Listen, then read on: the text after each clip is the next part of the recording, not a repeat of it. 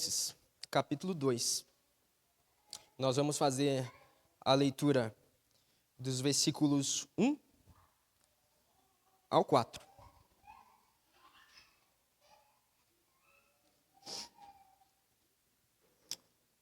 Filipenses 2, versículos 1 ao 4. Diz assim a palavra de Deus: Portanto, se existe alguma exortação em Cristo, alguma consolação de amor, alguma comunhão do Espírito, se há profundo afeto e sentimento de compaixão, então completem a minha alegria, tendo o mesmo modo de pensar, tendo o mesmo amor e sendo unidos de alma e mente.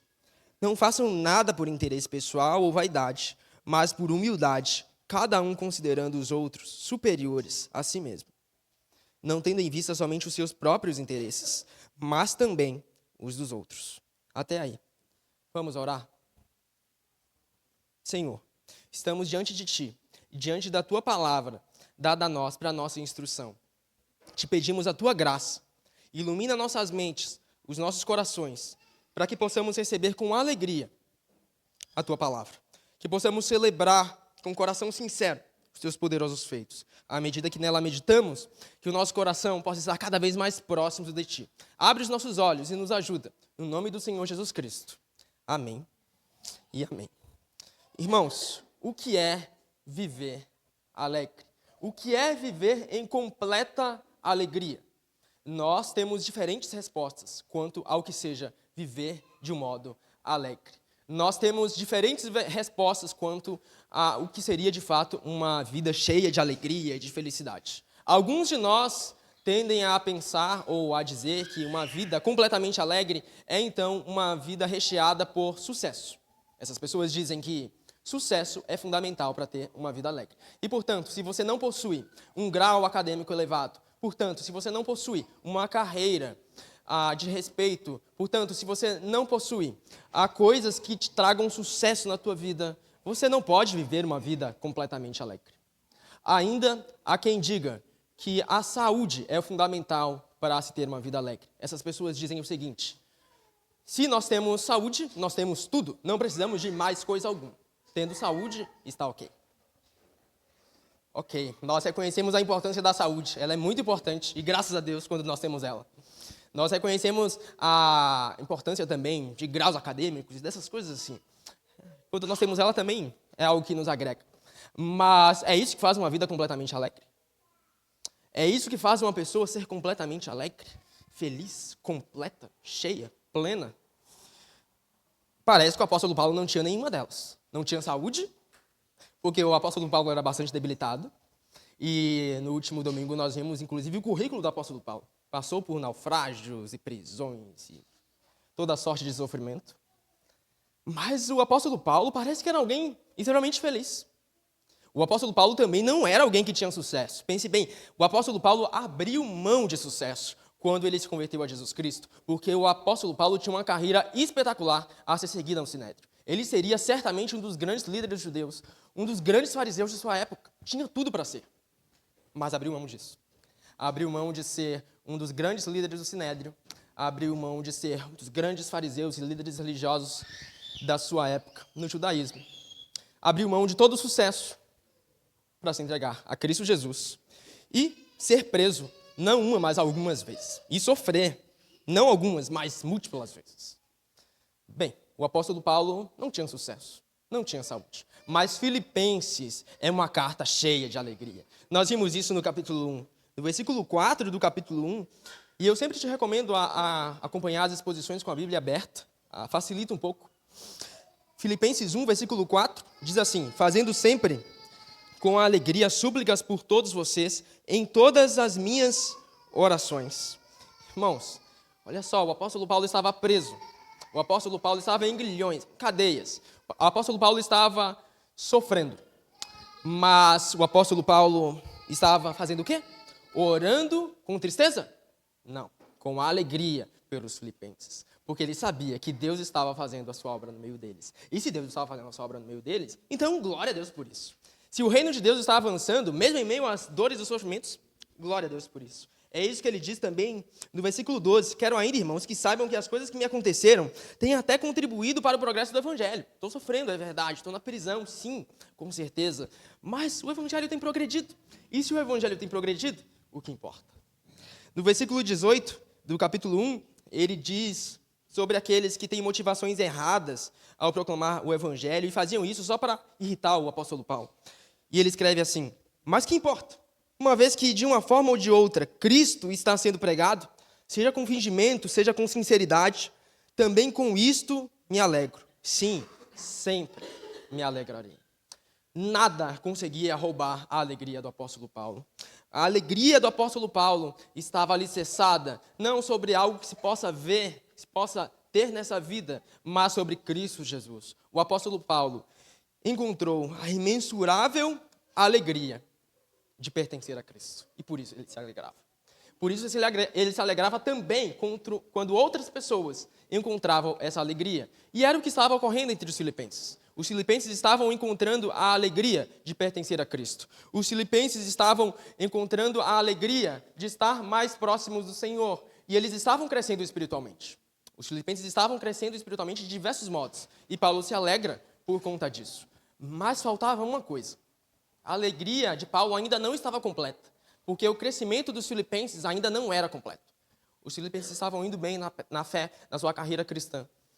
Mas faltava uma coisa, irmãos. Faltava algo, um ingrediente fundamental ali que não estava na sopa dos filipenses. E esse ingrediente fundamental que estava faltando era a unidade. Nós começamos a ver isso no domingo passado, quando nós falamos sobre unidade. E nós vimos que no versículo 27 do capítulo 1, até o versículo 18 do capítulo 2, nós temos o miolo, a exortação central do livro de Filipenses. E nessa exortação central, principal e fundamental do livro da carta de Paulo aos Filipenses, nós temos a exortação à unidade. Nesse sentido, na passagem de hoje, nós ainda estamos meditando nessa passagem central, onde Paulo exorta a igreja a viver em união. O tema central da passagem de hoje, que vai do versículo 1 do capítulo 2 até o versículo 4 do capítulo 2, é: se estamos crescendo espiritualmente, teremos um modo de pensar. Um modo de pensar. E assim consideraremos os outros superiores a nós mesmos. Esse é o tema central da passagem de hoje. E nós vamos dividir em duas lições. A primeira lição é: se estamos crescendo espiritualmente, nós teremos um mesmo modo de pensar.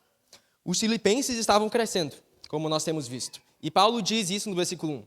Ele diz assim, versículo 1 do capítulo 2: portanto, se existe alguma exortação em Cristo, alguma consolação de amor, alguma comunhão do Espírito, se há profundo afeto e sentimento de compaixão, então completem a minha alegria. Essa passagem pode ser mal compreendida por causa do "se" que existe ali. Alguns podem ler essa passagem e pensar: bom, então Paulo tem dúvidas de que os filipenses estão de fato crescendo? O apóstolo Paulo, será que tem dúvidas que os filipenses estão se exortando em Cristo? O apóstolo Paulo tem dúvida se os filipenses estão se consolando? Mas não é isso que o apóstolo Paulo quer dizer. Uma paráfrase dessa passagem pode ser a seguinte: Filipenses, eu sei, existe exortação em Cristo no meio de vocês. Eu sei, vocês estão crescendo espiritualmente. Eu sei, Filipenses, que existe consolação de amor no meio de vocês. Eu sei que vocês se aconselham mutuamente. Eu sei também que existe comunhão do Espírito. Sei que existe profundo afeto. Sei que existe profundo sentimento de compaixão entre vocês. Portanto, completem a minha alegria. Fazendo o quê? Tendo o mesmo modo de pensar. O problema dos filipenses é que eles tinham múltiplos modos de pensar. O problema entre os filipenses é que um dizia outra coisa e outro falava outra coisa. Mas aqui cabe, portanto, entendermos o que de fato eram esses múltiplos modos de pensar que haviam entre os filipenses. Cabe nós compreendermos que esse modo de pensar, quando Paulo exorta os filipenses a terem um mesmo modo de pensar, o apóstolo Paulo não os está exortando a terem a mesma opinião em relação a todas as coisas. Não é isso que o apóstolo Paulo diz. Enquanto igreja, nós vamos ter opiniões múltiplas sobre os mais variados assuntos. Vamos pensar diferente quanto à política, quanto à economia, quanto aos mais variados temas. Isso é normal. Não é isso que o apóstolo Paulo está escrevendo aqui. Ele não está dizendo para pensarmos igual quanto à política, quanto à economia ou quanto a outros temas paralelos. Quando o apóstolo Paulo diz para os filipenses terem o mesmo modo de pensar, ele está dizendo o seguinte: Filipenses, tenham o mesmo amor. É isso que ele diz no versículo 2. Completa a minha alegria, tendo o mesmo modo de pensar, tendo o mesmo amor, isto é, a mesma motivação. Sejam motivados, filipenses, pela mesma coisa. Que coisa é essa? A glória de Deus. Irmãos, enquanto igreja, nós podemos ser motivados por várias coisas. Nós podemos ser motivados por orgulho. E Paulo tratou isso no capítulo 1. Ele disse no versículo 15 que é verdade que alguns proclamam Cristo por inveja e rivalidade, mas outros o fazem de boa vontade. Veja, entre os filipenses haviam aqueles que proclamavam Cristo por inveja, outros proclamavam Cristo de modo sincero. Ambos proclamavam a Cristo. Exteriormente parecia a mesma coisa, mas interiormente eram coisas totalmente distintas. Um fazia isso buscando os olhares das pessoas, buscando a glória das pessoas, e o outro fazia isso buscando a glória de Cristo Jesus. E o que Paulo está dizendo é o seguinte: tenham o mesmo modo de pensar, tenham uma mesma motivação. Quando vocês servirem, façam isso com fins, não ao orgulho, mas com fins à glória de Deus. E nós podemos, irmãos, servir nas mais variadas áreas da igreja, com motivações erradas. Nós podemos servir todos os ministérios da igreja com motivações equivocadas. Podemos fazer isso celebrando não somente, ou melhor, não a glória de Deus, mas tão somente a glória das pessoas, ou que as pessoas podem nos conceder. Podemos cantar, podemos tocar, podemos pregar, fazendo tudo errado em nosso coração, e não tenha dúvidas, Deus conhece o seu coração. E no fim das contas, o que Deus observa não são meramente as palavras externas, mas é o coração que produz essas palavras. E é isso que Deus considera. Portanto, o que Paulo está dizendo aos filipenses é: tenham uma mesma motivação. Sejam motivados pela glória de Deus e não por orgulho. Tenham a motivação certa e não a motivação errada. Irmãos, não existe, absolutamente não existe, um veneno mais letal do que o orgulho. Não existe algo que seja mais venenoso para a saúde da igreja local do que o orgulho. Eu diria que o orgulho é a raiz genuína de todos os males. O orgulho é aquilo que nos faz pecar. O orgulho é o que cria as maiores divisões, a soberba, a altivez, esse pensar elevado a respeito de si. Isso é o que destrói uma igreja. E por isso Paulo está tratando desse assunto. Se existe algo que destrói a unidade da igreja, este algo é o orgulho, é o pensar elevado a respeito de si. O orgulho é como um lobo devorador, que entra dentro de nós, destrói tudo por dentro, mas não destrói o exterior. Você continua com a aparência exterior. Por dentro está tudo devorado, não tem nada lá. Mas você continua utilizando uma máscara. Você continua manifestando algo que você não é por dentro. Os outros não sabem disso, mas Deus sabe disso. E Deus sabe qual é o coração sincero. Deus conhece qual a motivação genuína. O orgulho também pode ser comparado a um grande buraco negro. Um buraco negro, ele normalmente engole os astros no meio do universo, engole as estrelas, engole planetas, engole asteroides e tudo mais. O orgulho também é assim. O orgulho suga tudo para si. O orgulho quer que todas as coisas orbitem ao seu redor. O orgulho deseja ser como o Sol, o centro do sistema solar, e que todos os planetas então girem em seu entorno. O orgulho também ainda pode ser comparado com uma grande bomba atômica. Quando jogada no teu coração, destrói não somente o que está dentro de você, mas também abala pessoas ao redor de você. Não existe veneno mais letal no laboratório químico do universo do que a porção do orgulho. Nada pode ser mais destrutivo a uma igreja do que quando nós alimentamos esse orgulho lá dentro e desejamos coisas grandes para nós mesmos.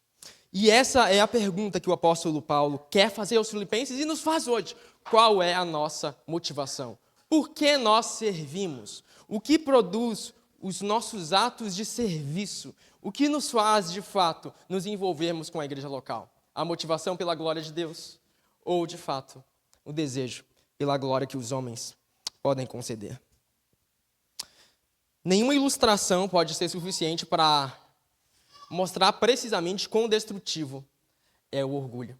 Mas lembre-se de Caim e de Abel. Eles eram dois irmãos, os primeiros filhos de Adão e Eva, e pareciam exteriormente adorarem ao mesmo Deus. Pareciam exteriormente adorar ao único Deus verdadeiro. Tanto é que certo dia Caim resolve fazer uma oferta a Deus. Então, Caim pega alguma coisa lá, oferece a Deus. O que Abel faz? Ele faz a mesma coisa. Ele pega algo, o melhor do seu rebanho, e oferece em sacrifício a Deus. Veja, existem 2 sacrifícios aqui. Exteriormente, esses 2 sacrifícios parecem ser oferecidos ao mesmo Deus. Contudo, o de Caim foi feito com a motivação errada, possivelmente querendo barganhar com Deus, querendo algo em troca. Mas o de Abel foi feito com sinceridade, e por isso ele escolhe não qualquer coisa como fez Caim, mas ele entrega o melhor do seu rebanho em sacrifício a Deus. Então, o que nos tem de fato feito servir a igreja local? Nós servimos intensamente, visando a glória de Deus, e assim, nós nos entregamos por completo à obra do Deus Altíssimo, ou nós entregamos partes de nós, almejando a glória dos homens? O que nos motiva ao serviço? O que nos faz nos envolvermos? Paulo aplica isso à igreja local, mas nós também podemos aplicar ao nosso trabalho. Nós podemos trabalhar intensamente, arduamente, dia, noite, madrugada também, mas fazermos isso buscando tão somente o reconhecimento das pessoas. Podemos fazer tão somente buscando a glória que os homens podem dar, não a glória de Deus. E lembre-se, nós, enquanto filhos de Deus, devemos fazer todas as coisas com fins a glorificar o nome de Deus, e o trabalho não é diferente. Mas é possível nós possuirmos motivações erradas também no que diz respeito ao nosso trabalho. Portanto, o que nos motiva em nosso trabalho? O que nos faz, de fato, servirmos intensamente? É a glória de Deus ou a glória das pessoas? Queremos mostrar serviço ou queremos, de fato, agradar ao Deus Altíssimo? Nós também podemos ter motivações erradas em nossas famílias. Podemos adotar posturas erradas em nossas famílias. Exteriormente, podemos fazer algo que é certo. Podemos prover a família e trabalhar intensamente para prover a família.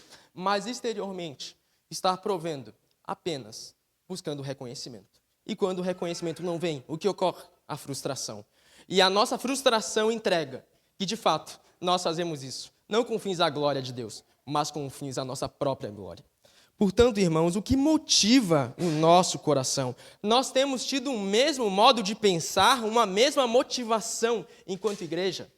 Não existe nada, absolutamente coisa alguma, que prejudique mais a igreja local do que o orgulho. Nada pode ser maior embargo ao avanço do reino, do reino de Deus do que a nós, de fato, alimentarmos orgulho em nosso coração. Nada pode ser uma maior pedra de tropeço em nossos caminhos do que, de fato, nós alimentarmos o orgulho em nossos corações. Porque quando nós alimentarmos orgulho, então vão surgir partidos em nosso meio. E nós vamos competir uns com os outros, querendo apenas mostrar algo exterior que não corresponde a uma motivação interior. E daqui a pouco nós podemos estar competindo para ver quem canta melhor, quem toca melhor, quem prega melhor, quem faz as coisas melhores.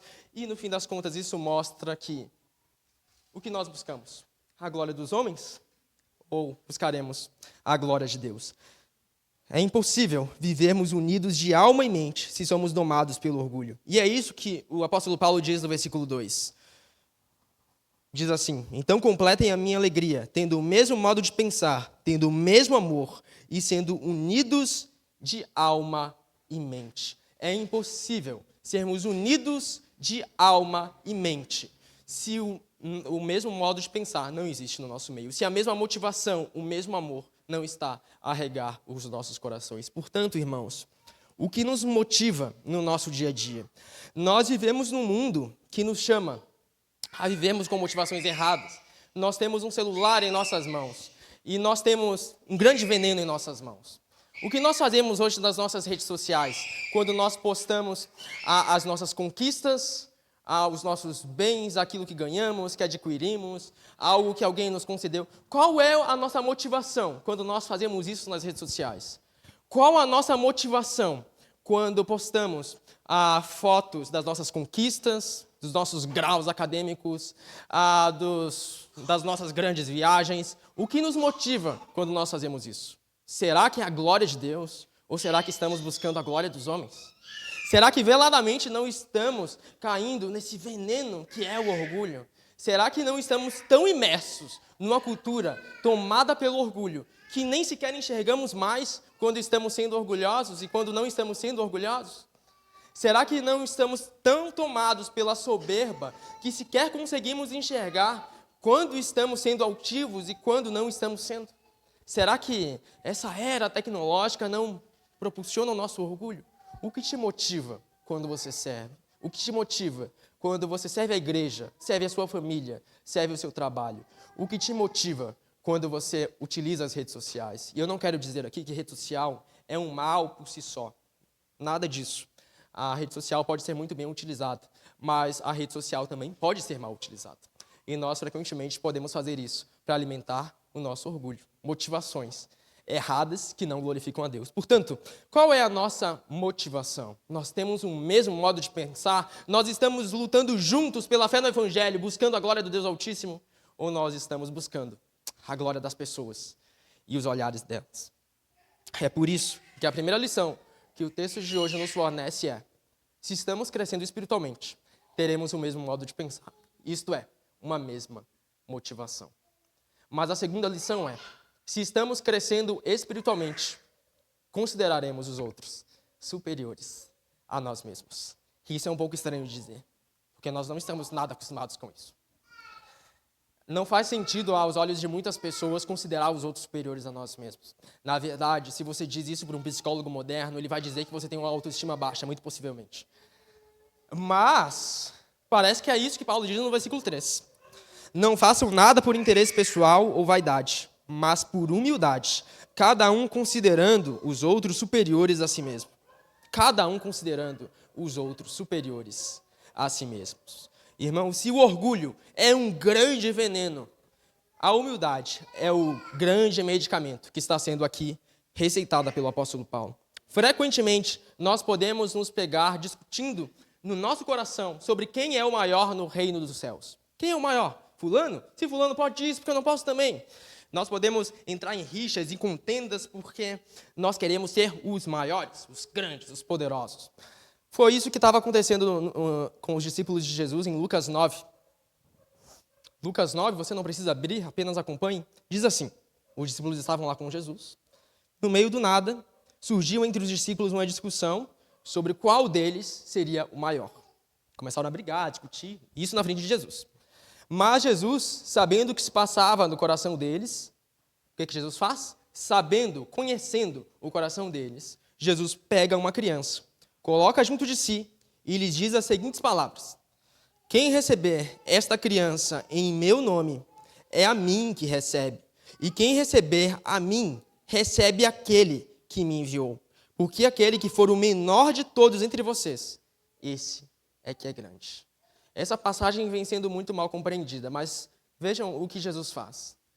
Os discípulos estão discutindo sobre quem seria o maior, sobre quem teria o maior lugar no reino dos céus. E o que Jesus faz? Jesus pega uma criança e coloca para ser visível a todos. Irmãos, como uma criança enxerga o mundo? Aos olhos de uma criança, todos são maiores. Aos olhos de uma criança, todos são superiores. Na verdade, gigantes. Aos olhos de uma criança, todos são grandes coisas. Mas uma criança sempre se vê pequena. Uma criança sempre se vê como a menor de todas. Uma criança, ela sempre enxerga os outros maiores do que realmente são. Uma criança sempre considera os outros maiores do que si mesma. E o que Jesus está dizendo, quando pega essa criança, é: vejam o mundo aos olhos de uma criança. Não diz nada a respeito à inocência da criança aqui, mas Jesus está dizendo: veja o mundo como a criança vê. Veja o mundo como essa criança enxerga. E essa criança enxerga todo mundo superior a si mesmo. Façam o mesmo. É isso que Paulo diz no versículo 3, quando ele diz: considerem os outros no reino dos céus. E a essa altura você pode ficar indignado. Nada disso, nós não temos que considerar uns aos outros superiores, nem inferiores, porque nós somos todos iguais. É verdade, somos todos iguais perante Deus. Contudo, como Jesus agiu? Jesus é o maior de todos. Acho que talvez você concorde comigo. Jesus é o rei de todo o universo. Jesus tem o mundo em suas mãos. E o que ele fez? Ele agiu como se fosse o menor. Eu queria que você abrisse comigo em João 13, se fosse possível. É a única passagem que eu te pediria para abrir. João 13.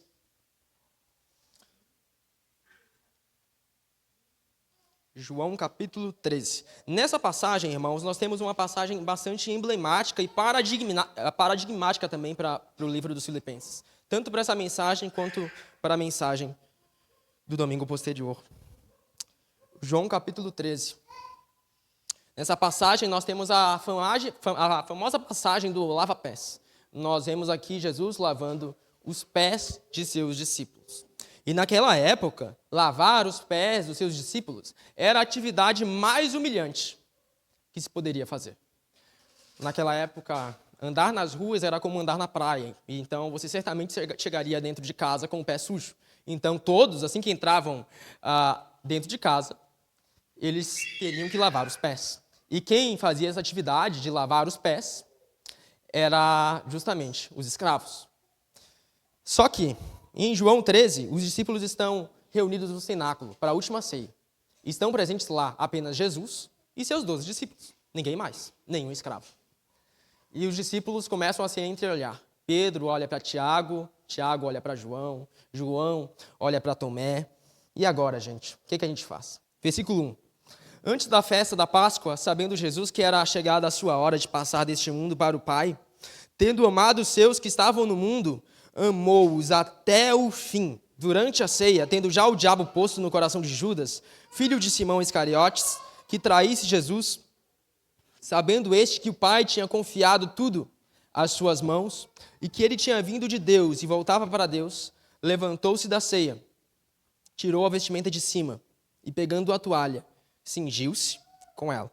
Em seguida, Jesus pôs água numa bacia e começou a lavar os pés dos discípulos e a enxugá-los com a toalha com que estava cingido. Jesus sabia quem era. Jesus sabia que tinha vindo da parte do Pai e estava voltando para ele. Mas qual é o modo de Jesus agir? Jesus, vendo que nenhum dos seus discípulos tinha se levantado para lavar os pés uns dos outros, ele mesmo faz. Jesus, enxergando que nenhum dos seus discípulos considerava os outros superiores a si mesmo, ele mesmo o faz. De modo que Pedro, no versículo 6, fica revoltado. Diz assim: quando se aproximou de Simão Pedro, este lhe perguntou: vai lavar os meus pés, Senhor? Jesus respondeu: o que eu faço você não compreende agora, mas vai entender depois. Então Pedro disse: o Senhor nunca lavará os meus pés. Ao que Jesus respondeu: se eu não lavar, você não terá parte comigo. Então Pedro lhe pediu: Senhor, não somente os pés, mas também as mãos e a cabeça. Jesus respondeu: quem já se banhou não precisa lavar nada, a não ser os pés, pois quanto ao mais está todo limpo. E vocês estão limpos, mas não todos, pois ele sabia quem era o traidor. Foi por isso que disse: nem todos estão limpos. Mas agora, a passagem central, versículo 12, desculpe. Preste bem atenção. Depois de lhes ter lavado os pés, Jesus pôs de novo as suas vestimentas e, voltando à mesa, perguntou-lhes: vocês compreendem o que eu lhes fiz? Vocês me chamam de mestre e de senhor, e fazem bem, porque eu sou. Ora, se eu, sendo senhor e mestre, lavei os pés de vocês, também vocês devem lavar os pés uns dos outros. Porque eu lhes dei o exemplo, para que, como eu fiz, vocês façam também. Em verdade lhes digo, que o servo não é maior do que o seu senhor, nem o enviado é maior do que aquele que o enviou. Se vocês sabem essas coisas, bem-aventurados serão, se as praticarem. Jesus sabia, ele é o Senhor, ele é o mestre. Os discípulos também sabiam disso. Mas o que o Senhor e mestre faz? O que o maior de todos faz? Ele considera-se, ele age como se fosse o menor. Se Jesus fez assim, por que ainda nós relutamos em fazer o mesmo? Se Jesus agiu dessa maneira, por que ainda nós insistimos em alimentarmos orgulho, soberba e motivações equivocadas em nosso coração? O maior ato de serviço de todos, na verdade, não foi efetuado no lava-pés. Foi efetuado sim na cruz do Calvário. Jesus se entregou na cruz, ele sendo o rei de todo o universo, o maior de todos, foi até a cruz para nos alcançar e nos tirar das profundezas da terra. De modo que não ficou lá, mas ressuscitou ao terceiro dia e está sentado à destra de Deus. E vai buscar todo aquele que confia no seu nome. Esse foi o maior ato de serviço de todos, o seu próprio sacrifício. E se Jesus se entregou sacrificialmente, em toda a humildade, porque nós ainda não nos entregamos sacrificialmente também. e servimos intensamente? Por que nós ainda insistimos em alimentar tanto orgulho e tanta soberba em nosso coração? Por que nós ainda temos de lutar com esse desejo infame dentro de nós por glória própria? É verdade, nós lutaremos contra esse desejo infame que habita todo o coração humano e que nós temos de lutar até aquele dia final, quando Cristo irá nos buscar. Mas porque Jesus morreu na cruz, nós recebemos graça hoje para lutarmos contra o orgulho. Nós recebemos graça hoje para considerarmos os outros superiores a nós mesmos. Se nós olharmos para Cristo Jesus, o maior de todos, que se fez servo, e somente assim nós poderemos, de fato, glorificar o nome de Deus, andando em toda a humildade. Portanto, irmãos, temos considerado os outros superiores a nós mesmos e feito o que Paulo diz no versículo 4? Ele diz assim, Filipenses 2, versículo 4. Não tendo em vista somente os seus próprios interesses, mas também os dos outros. Temos, de fato, considerado os outros superiores a nós mesmos e buscado o interesse dos outros também? Ou tão somente temos buscado os nossos próprios interesses e vivido uma vida centrada em nós mesmos? No fim das contas, a grande questão é, vivemos centrados em nós mesmos?